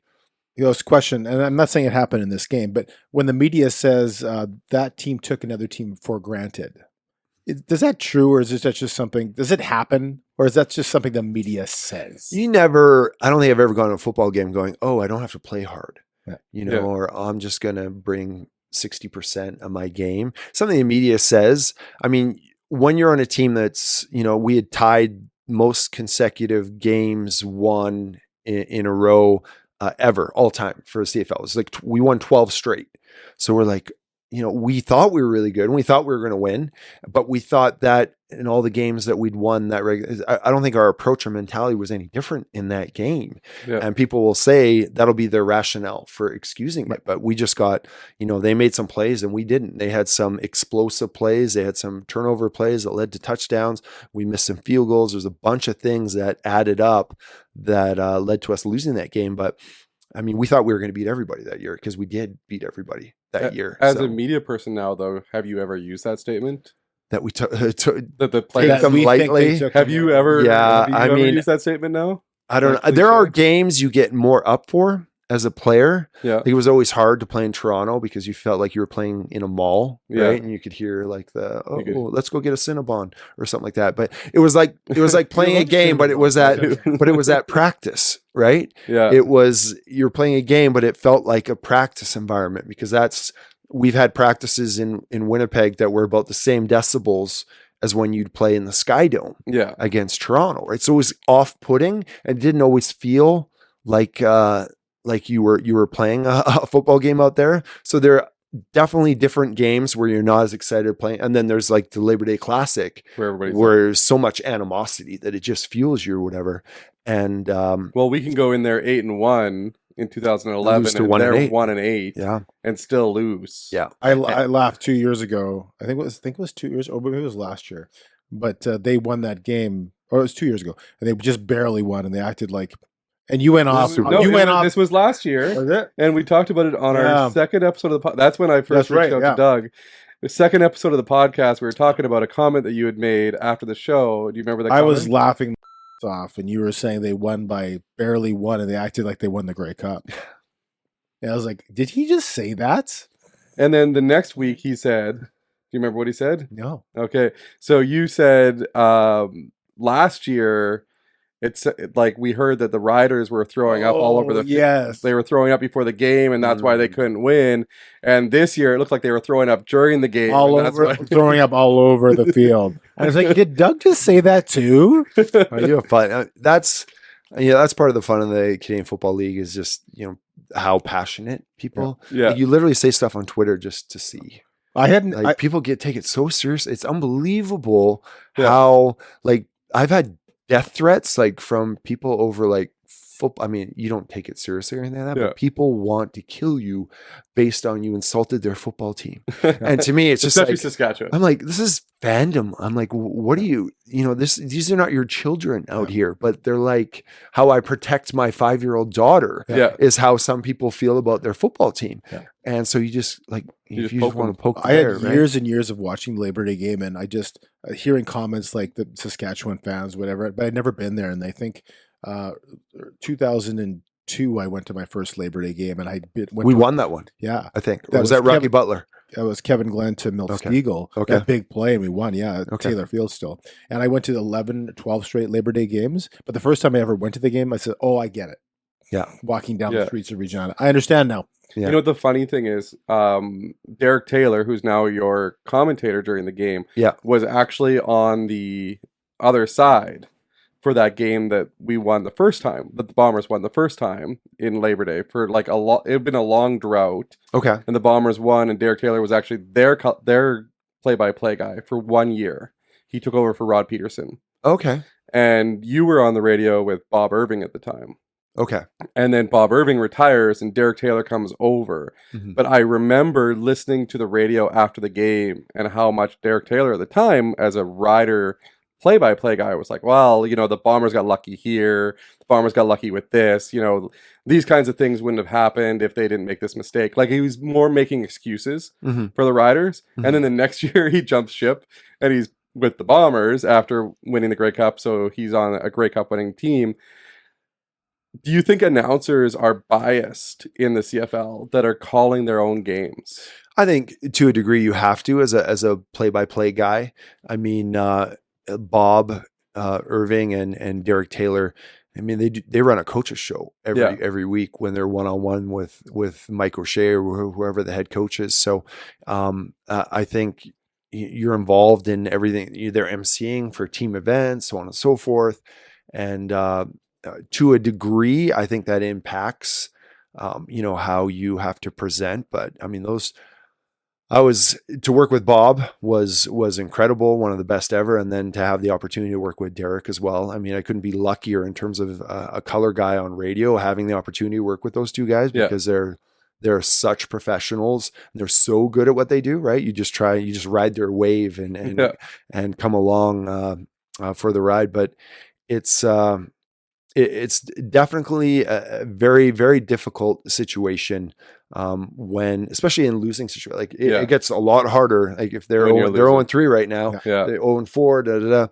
All of a sudden, our discussions get a lot more pointed after the game, and coaches' shows get a little bit more difficult. There's more irritation, and there's more pushback, and there's, it definitely it's very easy to have a great locker room.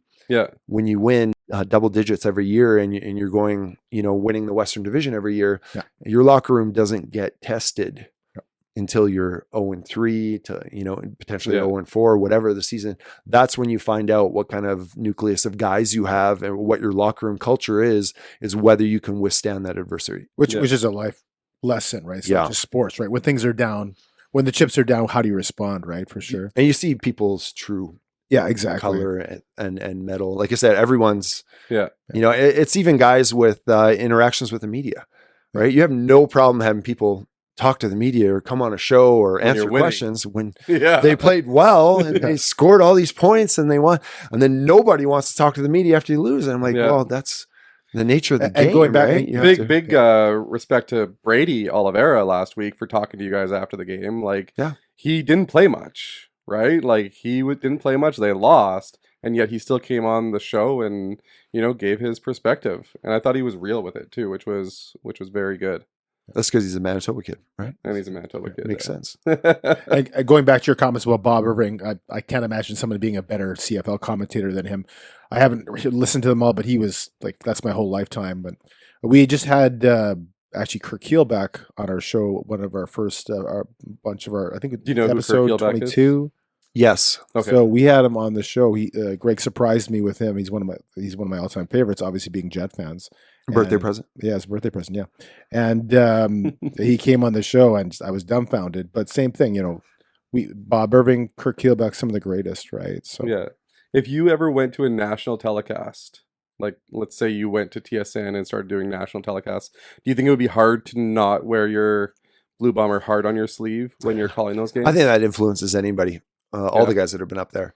I did do one season of TSN part-time after I retired in 2012. And it becomes, especially if you play for one team, your entire tenure, it's part of your fabric. It's part of your DNA, who you are, right? That's just who and all the time I've had doing radio and such, just, it makes me, it's funny because last week when they lost and they dropped to 0-3, I was telling people that was the angriest I've been in like a long time. I have nothing to do with the game anymore. Yeah. But I'm up there and I'm like 3rd and 6 and you pay Zach Collaros $600,000 a year and you don't give him, that's why you pay him that much money. Because it's 3rd and 6, there's 2 minutes left. You're down by a couple points. You're going to kill the clock and kick the field goal and win and beat BC, and everything's different now. And so I couldn't rationalize, like, no matter what the head coach told me or whatever. I'm like, your defense got torched this game. Yeah. It doesn't matter. You didn't stop anything. It's just like they moved the ball to the 1 yard line. And we all knew that was going to happen. Right. Yeah. So it's interesting because you do this for an amount of time and it just becomes a part of you, cheering or hoping that this team that you know everything about, that you study and you watch and you talk about and you share the picture with people, you just want them to do well. And when that doesn't happen, it actually, that's when you find out, oh yeah, I'm a little bit invested in this now. Because it's starting to piss me off when they're not doing well and things aren't going the way you want it. The week before, they were first and goal on the 6 yard line, and they gave the ball to Zach Collaros for all 3 plays. Yeah. In your mind, aren't you saying like run the ball up the gut? Like, well, and I look at that throw where it was just a fantastic play. Like, he had Dalton Schoen in the end zone to win that game. Yeah. I mean, any other DB, I don't even think that was that guy's man, right? He made a break on that ball, timing perfect, acceleration, explosiveness. Like, that was one of the most spectacular defensive plays you're going to see, period. So in the end zone. Right. I thought that was right. I mean, in any other situation, any other, even that same player, I think 9 times out of 10, Zach hits Dalton Schoen for the touchdown. They win that game. Yeah. So I'm not worried about that at all. What I was mad about was against BC, 3rd and 6, 2 minutes left. You know how the defense is playing. You're giving them the ball. Zach, if anybody has the ability to live up to the moment and to change, no matter how he's been playing, you can throw Zach Collaros in and he doesn't have lingering effects of what previously happened to him. He's able to have a clean slate and go out there and just go with it, right? And the more intense and imminent the situation, I think the better he is. So I'm like, oh my God, just 3rd and 6. This is why you pay Zach the big bucks. Yeah. Don't put your defense on the field again. So that's do you see that this is a team that just has to kind of get around the corner, gel a little bit. They're going to turn it around. I know you kind of said 0-3, 0-4. I'm not sure if you were saying it's going to be 0-4, or do you think that this is a team in trouble? Should we be worried? I think this is novel. This is uncharted territories for this regime, right? Yeah. 4 Grey Cups in a row. You won 2 of them. This is unprecedented. You know, a lot of people think they should have at least won 3 of the last 4 in a row. Nucleus of the team is still there. So all bets are off right now. We have no idea what we're going. We show up every day and we're like, oh, we don't know what's going to happen, you know, because we don't recognize this team that's playing here. I mean, it gets harder every year with the salary cap. What's that? Age also gets up to you. You know that, right? And when you're successful for that long, you get pillaged, right? People just they cherry pick players off your team, Jamarcus Hardrick and Bailey, and you just lose guys, and you can't pay everyone. So now you got to pick who's getting, and so you're going to be not as talented in certain positions and as you are in others, and you lose some of that chemistry, and it's just. It's an eye opener right now. Nobody, you know, predicted this team that had 2 of the top TSN top 50 players in the CFL. No one predicted they'd be 0-3 right now. And I don't think it gets any easier going to Calgary this weekend either on Saturday. 2 games were against the East. Yeah. Right. Well, Montreal is the defending champion that had that chip on their well, that's just it. Yeah. Cody Fajardo is literally, nobody believes in us. And here's the evidence right here. Your guy right here is the reason why Cody's playing so well right now. I am. The chip, you're part of the chip on his shoulder. I'm okay. I'll keep knocking that chip right off. Yeah. Because he had so many games of not success. He has 0 success in Winnipeg. And the fact that he came in here on our opening day really makes me upset, right? Because, like, as a Bomber fan, he never had success here. We can make fun of him hitting that goalpost every single day. And now he's won a Grey Cup. He beat us in our home opener. What are they going to do to us next? That's frustrating as a Bomber fan, right? So I'm hoping that they're as frustrated as Bombers. I don't know. Do you guys feel the fans' frustration? I think, I mean, the fans, I mean, the last game, even though they lost, it was like super entertaining still, right? And I mean, the Bombers are setting records now for attendance. They're number 1, you know, over 30,000 on a regular basis at home. It used to be that was the deal in Saskatchewan. It's not. It's Winnipeg now, right? This is the flagship now, right? But the flagship is taking on water right now. So it's uncharted territory for this team, but I think, I don't know, this could be the rope of the rope-a-dope, right? This is the, nobody's panicked. I mean, that's the part that makes you most uneasy. You know, you talk to Mike O'Shea after the game, you're like, he's not really fazed by this, and he's not as upset as you are about this. Does he know something we don't know, right? So you can't count out this regime and this coaching staff and this crew of players because, you know, if you have any time in the last 4 or 5 years, you look like an idiot, right? Because they've pulled it out.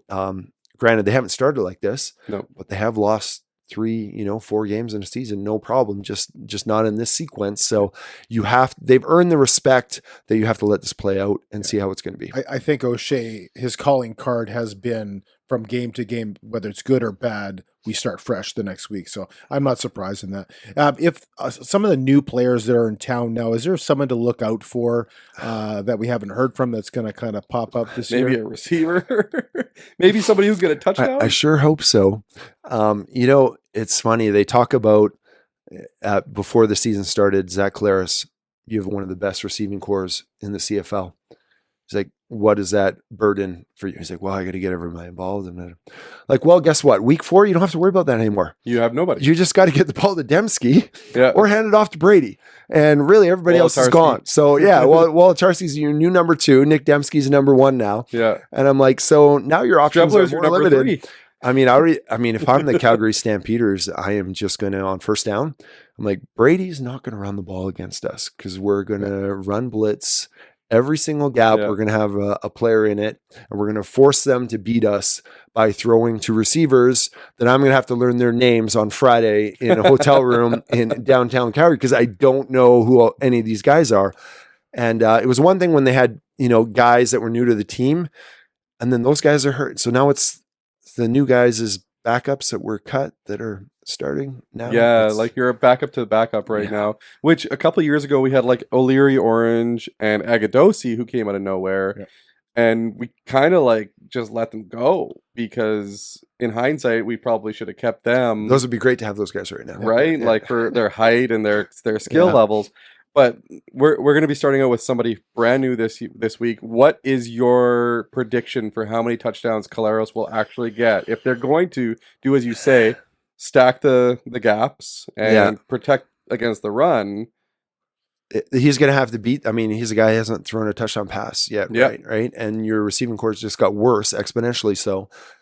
So I think he's going to get one. But yeah, I mean, Dembski's going to have an all-world game, and Wolatarski's going to step up. I think those guys are totally capable of it. I just don't know who else there is.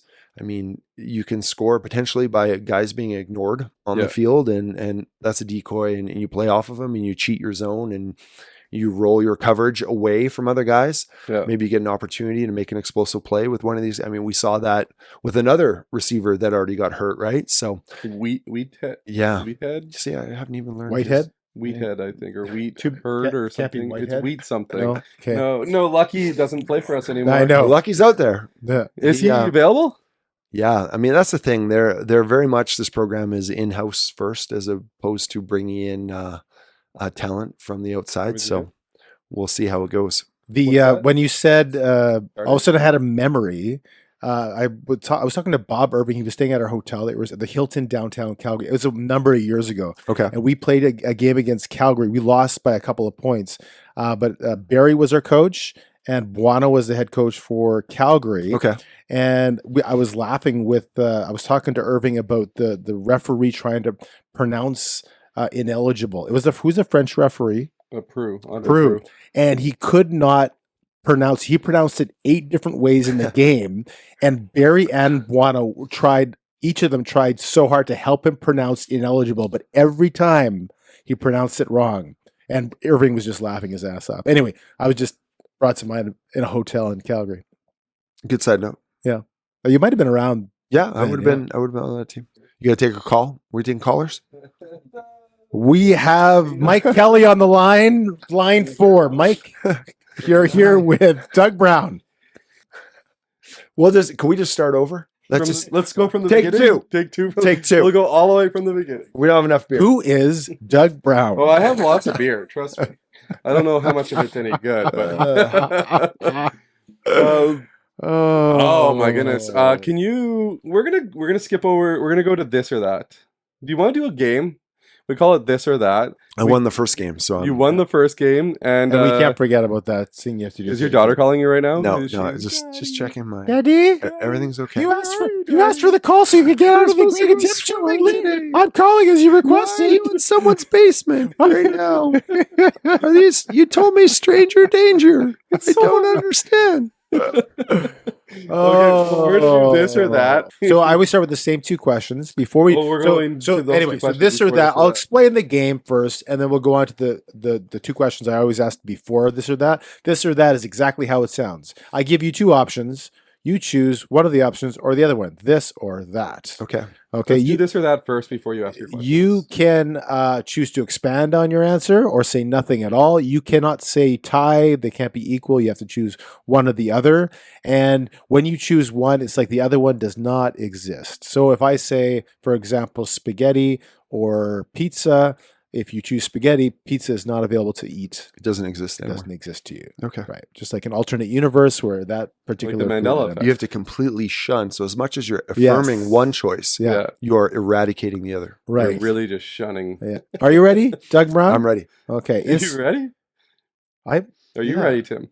All right. Are you ready? Instagram or TikTok? Instagram. Swaggerville or Dark Side? Anything but Swaggerville, dark side. Anything but Swaggerville? I had nothing. I was just there de facto, right? I was a victim of Swaggerville. You were a victim. That's not my my style whatsoever. I was just part of that grouping, right? You're not a swagger guy? I'm not a swagger guy, no. Are you a low-key guy? I never, in football, I was never, no one ever said, "Oh, Doug Brown, that guy with the swag." No, those words have never been spoken. He always walked together. in the locker room with giant chains, a big 97. Blingville. Had it been Blingville, yes. He had bling. Fan interactions or player interviews? Fan interactions or fan interactions for sure. Yeah. Right. Yeah, real. because everything that happens in an interview, just like this, it's all fluff, right? None of it. I'm lying, you're lying, none of it's real. So none of what you said is real. Okay, that makes sense. This is a fictional. I pride myself in being honest. Okay. I'm not fake. Anyways, pizza or pasta? Pizza. All right. Commentary on a game or playing the game? We're talking football here. Playing the game. Oh my God. Course, yeah. Is that really a question? You guys put that question up there? Talking about a game or playing a game? Really? It's not. Are we talking practice? Anyway, Family Guy or The Simpsons? Family Guy. For your daughter to watch. Sorry. You didn't finish the question. From my daughter. South Park then. For my South Park. Good answer. Just strictly coffee. Tim Hortons, Starbucks, or McDonald's? Starbucks. Wrong answer. Video games or Netflix? Video games or Netflix. Okay. Sacking a quarterback or getting a touchdown? Sacking quarterback. Although sacking a quarterback and getting the touchdown after a fumble, probably the best. Have you ever done that? Sacking a quarterback, ball comes loose, and you get a touchdown? No. Okay. No, I have scored one touchdown, but yeah. In the CFL? I preferred my very first game, actually, in the CFL. And that one kind of bounced out of his hand, too. Touchdown, Winnipeg. Doug Brown. Thanks for and didn't you get a fumble recovery or a sack in your first NFL game, too? I have an interception. And I do have an interception. I do have fumble recovery in the NFL. Yeah. There you go. Climb a mountain or sit on a beach? Beach. Okay. Beach. Beach. Yeah. You said it like a question. Beach. He wants to know what Depends on the beach. Depends on the beach. There's a lot of beaches, right? Beach has great variation. Listen. Beach. 29 degrees. Beach in Maui. Or climb what a mountain? What mountain can compare with that? Yeah, exactly, Tim. Krakatoa. I'd actually rather climb any mountain. But. Okay. Chocolate or chips?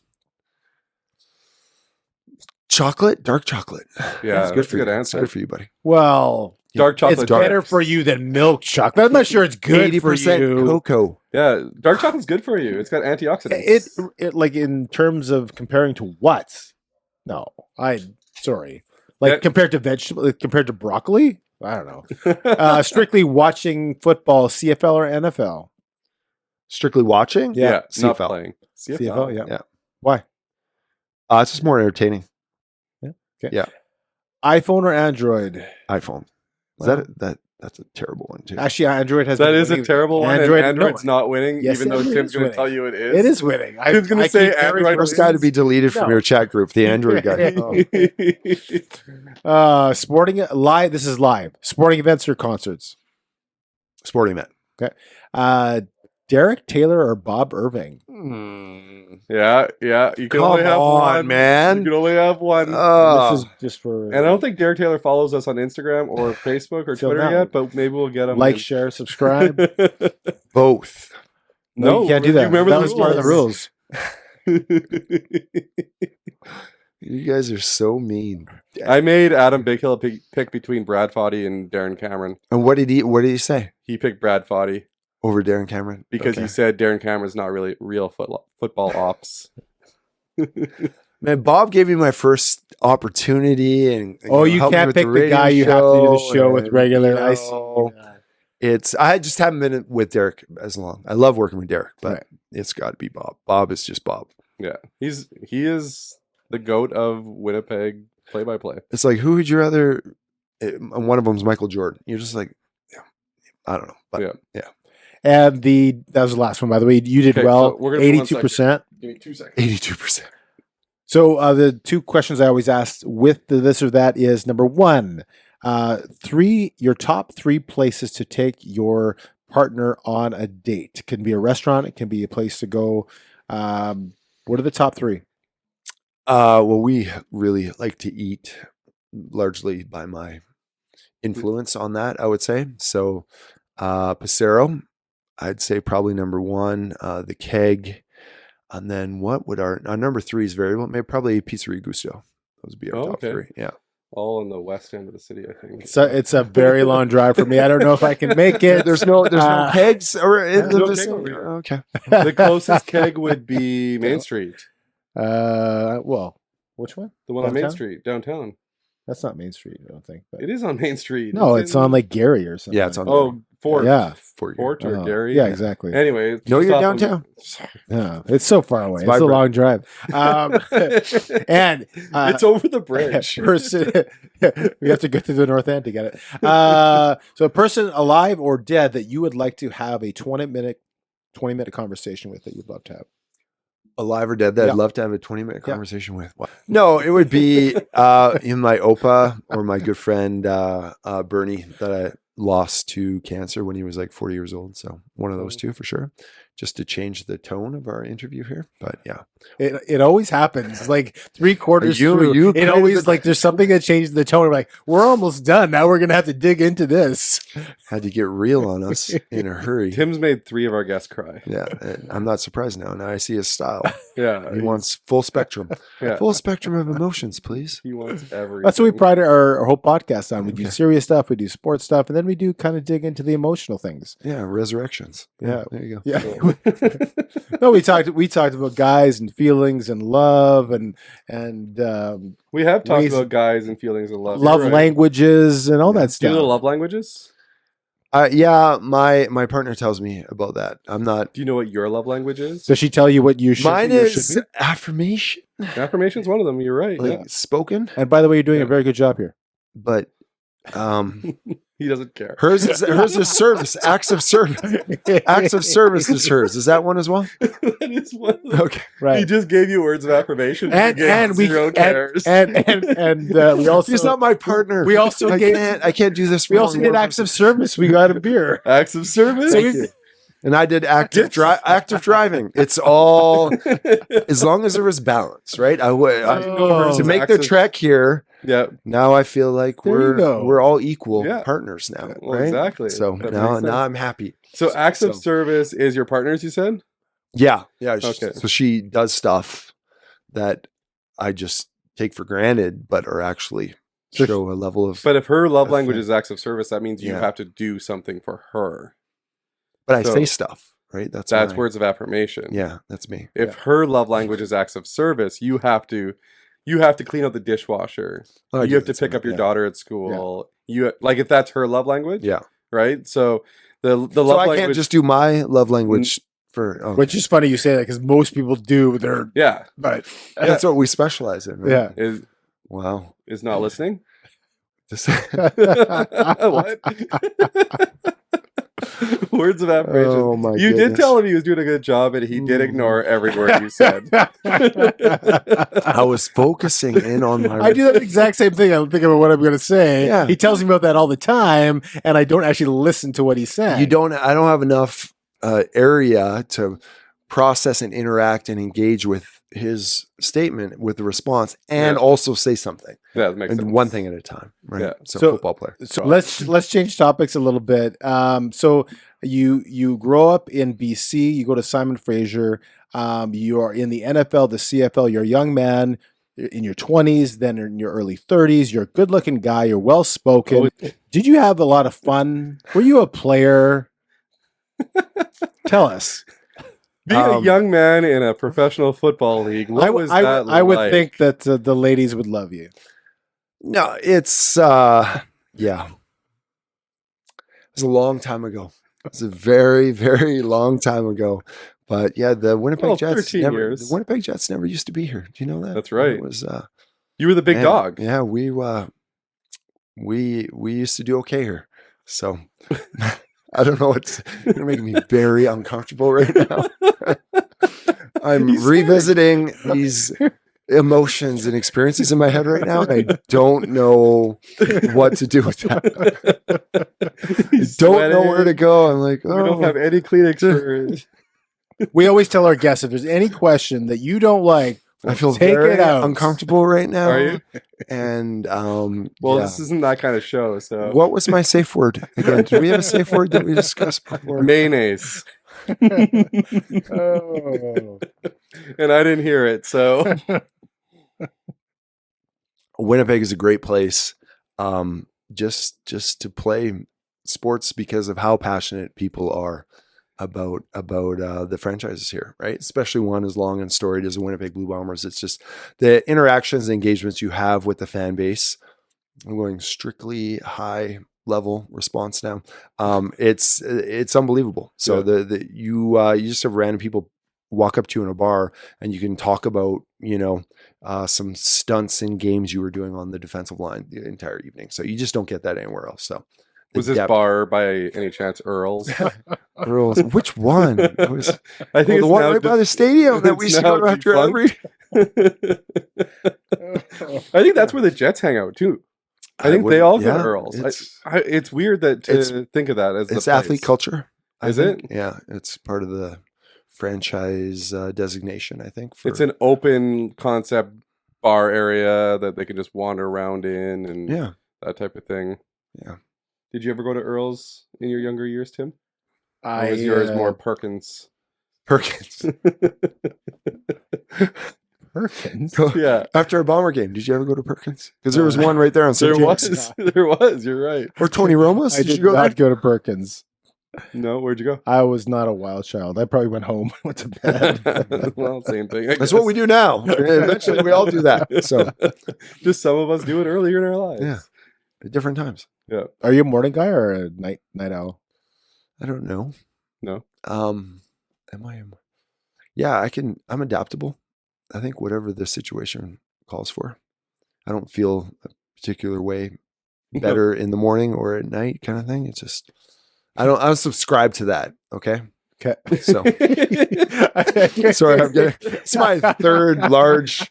These aren't just 355. No, these are the bigger ones. These are the 473. Okay. So I've got like 14. The interview was great until Tim asked that question. Then it went off the rails. The audacity. Morning or night guy? Like what? How about you go to the Operation Walk question? Let's clean this up. Okay. Operation Walk. Well, we're going to touch on Operation Walk because I actually didn't know anything about this before. So I blew you off because of it? What's that? Because when you told me that you're going to Operation Walk, I was like, "Is this that doesn't real?" sound like so you investigated because you thought I was lying. Okay. I'm like, where's the trust? Is he just going on a hike or what is he? Him and Oosterhuis and Canada are going down to Nicaragua to hike a mountain when he would rather sit on a beach. Yeah, that's the charity he's making them do. That's because that's what he said when he asked, "You want to be on the program, the Greg and Tim show?" He said, "I was in Nicaragua doing a walk for charity," and you thought that sounds like a lie, and you checked into it, right? And I found out that they do have a website that was published by Doug Brown. No, Operation Walk is a real website. Yeah, it's a real charity. What is this charity all about? So, as you guys know, from all the political mess that's been going on, healthcare workers in Manitoba are incredible, right? Yep. Some of the most impressive people, be it surgeons, nurses, anesthesiologists, very selfless, giving, charitable people. And what we are doing, I'm on the instrument and implant side of these operations. So every year, a group of us go down to Nicaragua. And in Canada, if you need a knee replacement, so you have osteoarthritis in your knee or your hip or shoulder or anything like that, you can have the replacement done for free. Okay. But in places, developing countries like Nicaragua, these facilities aren't available to them. People can't afford this. So we go down there once a year. The company I work for donate the instruments and implants, and then the specialties are donated the time from the surgeons, the nurses, anesthesiologists. They all fly down as well, donate their expertise. And we do usually somewhere between 60 and 70 joint replacements for people that otherwise wouldn't have access to those kind of services. And it's the most rewarding charitable endeavor you can do. These are people that some people haven't walked for years, and they go home the next day, right, on Tylenol, right? So it's most appreciative. It's incredible. It's a life affirming, life changing kind of experience. So I do it whenever we can. So how long have you been involved with that? Hopefully this year will be I've been involved working with Operation Walk in some capacity or another for probably 10 years or so. But this would be my upcoming, probably my third trip down to Nicaragua would be in November of this year. So yeah, it's it's unbelievable. You just, the culture, the appreciation it's a lot of work. Like it's super hard. Like we have to, they rent a sea can and we fill it full of medical implants and instruments, and we literally everything you need in an operation you have to take down there. Oh, wow. Because they just don't have the resources. So the work that goes into it from the nurses and the surgeons and pre-screening people and templating and doing clinics and setting these things up, it's tremendous. But you go down there and you experience it and you're like, well, there's nothing you'd rather do, because you actually are part of a charitable organization that is affecting people in the greatest way, right? And it's real time. Yeah. Right? Because you're seeing this happen real time. Last year was the first time I got to see some of the patients post-operative. Yeah. And I'm usually in the room when these surgeries are happening, just because I provide a service just with instrumentation in case things go wrong, and I have implant options depending on what happens in the surgery. But we don't often see ever. We enter a room when the patient is fully draped, and we leave and go to the next surgery. So we never see anyone after. So to see these people walk out of the hospital is just it's unbelievable. Like I say, it makes you feel that your efforts are you're making a change, right, and make a difference. That's what charity is all about, right? Yeah, is taking your blessings and affording other people opportunities, based off of what you take for granted.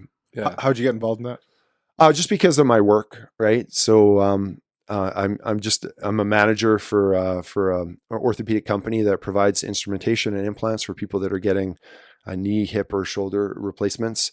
And we work with some fantastic healthcare professionals, the surgeons, the nurses, and you develop relationships, and then you find out, like I say, this charity's been going on for probably 10 years or so in Winnipeg in terms of trips going down to Nicaragua. So it's been a privilege and very impactful to be a part of these trips that go down every year. That's awesome. Yeah.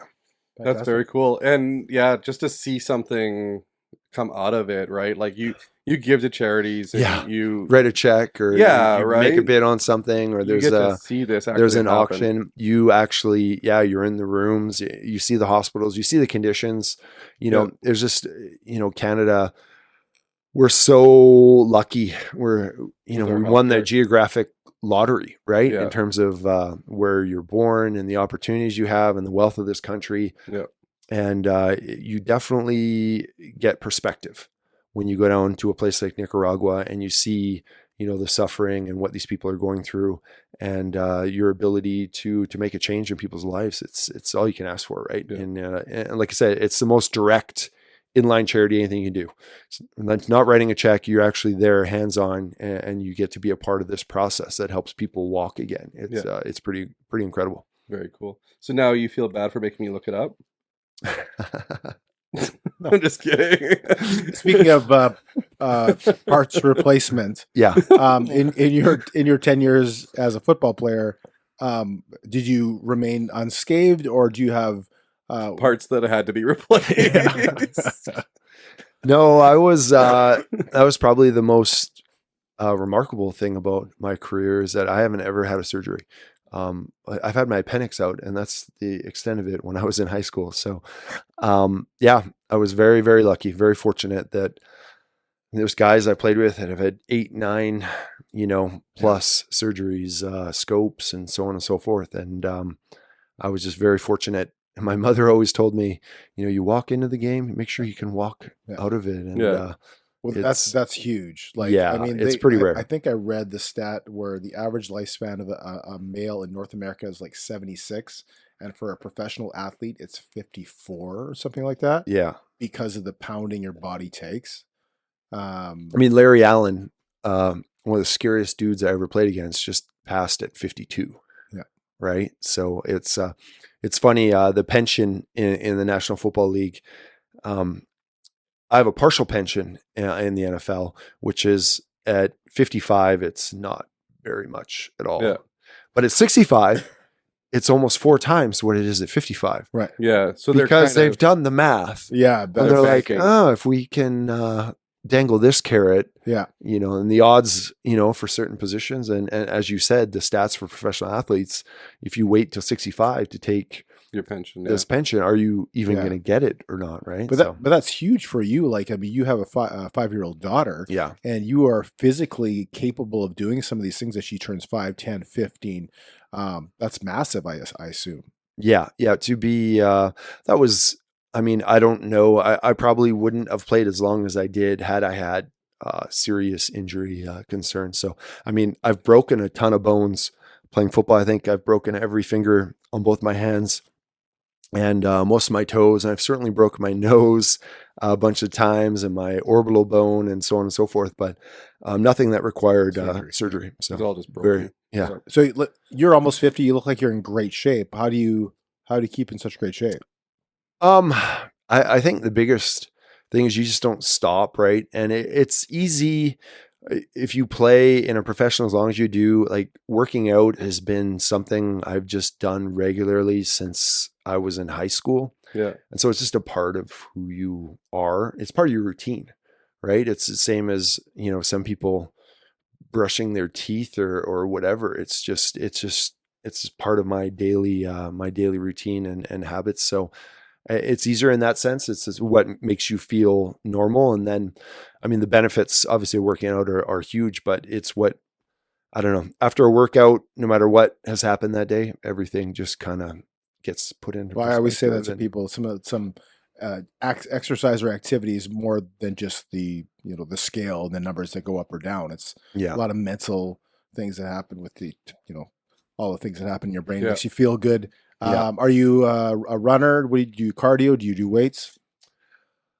A combination of everything. Swimming? I would say. Yeah, I do a lot of swimming right now. I jump rope, I run, I lift weights. I do it all. It's very different from what I used to do when I'm football. I'm probably about. You probably miss the old weight room from the old stadium. The old weight, not so much. About 25 pounds lighter than when I played professional football, but it's you do a lot of the same stuff, just not the same weights, because there's no point to be able to. Yeah. I don't need to. It doesn't help my day by day if I you're not trying bench more than 400 You're not trying to bulk up. Something. You're just trying to. I just want to be one. I never want to be one of those guys where you run into people that that saw you play and go, "Oh, what happened to you, man?" Yeah. Some guys are big. Are you sick? Did you have a, so people, you just don't want to have the awkwardness of that encounter. And you're a radio personality, okay? So you have to maintain a certain level of physique. Face for radio. Exactly. You got to maintain your face for radio at all times. So you started wearing glasses now? We're bringing it to look smarter, right? To offset the CTE. And one of the things we're doing, actually. I thought it was just to mimic Derek. To combat the Bombers losing streak right now, we used to get hot dogs brought to us in the pregame show before all the home games. Yeah.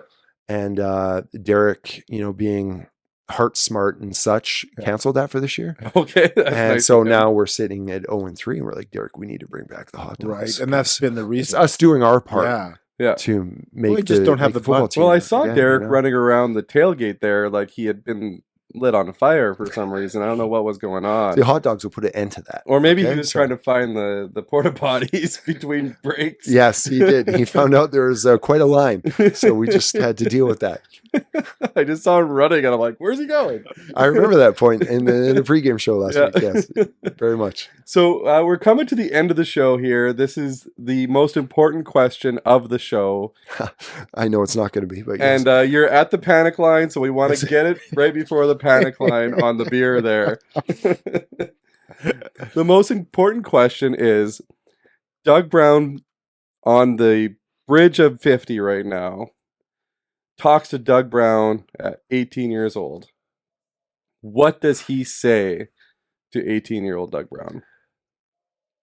Get in the gym even more. I just think you never know what opportunities are going to show up on your doorstep. You never know what door is going to open for you.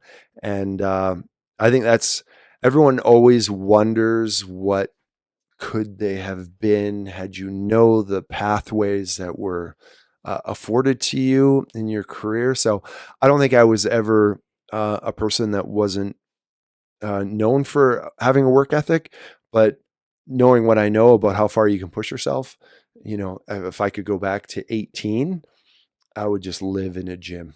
Yeah. And just, maximize my physical abilities, play off the 6'8" thing kind of thing. Yeah. And that I think that would be it. That would be my biggest thing. I would go back and say, you just on those days when you think you're working hard, it's not enough. So it needs to be more, and that will pay off for you dividends down the road. I think that would be 100% the advice I give myself.